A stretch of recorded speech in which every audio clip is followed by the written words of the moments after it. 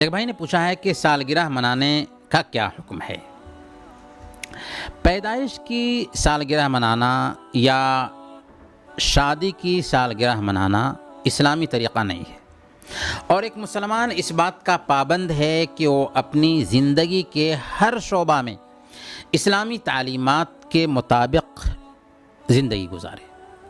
خود اللہ کے رسول صلی اللہ علیہ وسلم نے پیدائش یا شادی کی سالگرہ نہیں منائی، نہ صحابہ نے منایا، نہ تابعین نے منایا، نہ تبع تابعین نے منایا۔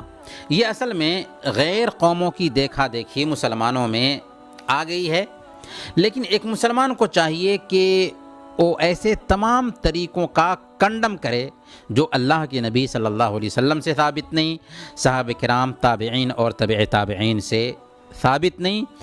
اور ویسے بھی اللہ کے نبی صلی اللہ علیہ وسلم نے بیان فرمایا، سنن نبی داؤد کی روایت ہے، من تشبہ بقوم فہو منہم، جس نے کسی قوم کی مشابہت اختیار کی وہ انہی لوگوں میں سے ہے۔